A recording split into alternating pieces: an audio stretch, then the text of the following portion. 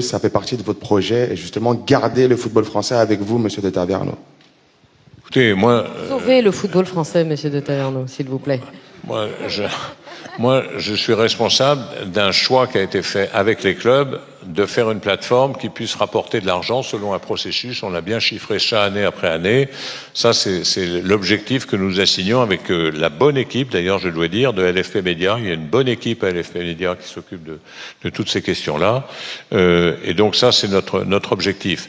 Après, est-ce que ça suffira pour un certain nombre de clubs? Je rappelle quand même que c'est pas simplement les petits clubs. Il y a des très grands clubs. Si vous regardez Lyon, il n'est pas passé loin de la catastrophe. Bon, et il repasse encore à la DNCG là en novembre.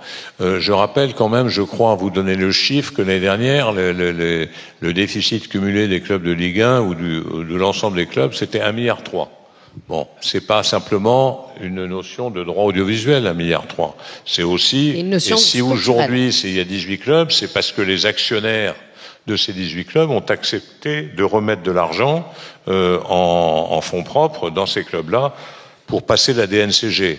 Après, est-ce qu'il y aura suffisamment d'actionnaires? C'est pour ça qu'on peut se réjouir qu'il y ait le Paris FC, par exemple, qui soit arrivé, parce que c'est un actionnaire qui n'a pas a priori de problème majeur. Et donc, on pense qu'il va avoir un programme d'investissement pour permettre à ce club. Voilà. Donc, souvent, j'entends dire que les droits audiovisuels, c'est ce qui va sauver le football français. Les droits audiovisuels, ça a aggravé la crise du football français, ça c'est sûr. Mais, à l'inverse, il y a eu un déficit général et malgré l'apport de CVC d'1,5 milliard, je rappelle que CVC a apporté 1,5 milliard, c'est pas rien hein, pour les clubs français. Et malgré ça, il y a encore des difficultés.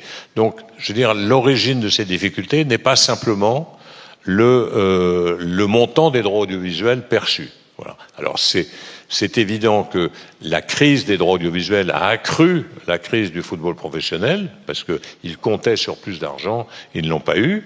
Mais il y avait d'autres facteurs qui ont entraîné également la fréquentation des stades, les investissements qui ont été faits, le trading qui n'a pas forcément été au rendez-vous pour un certain nombre de clubs. Voilà.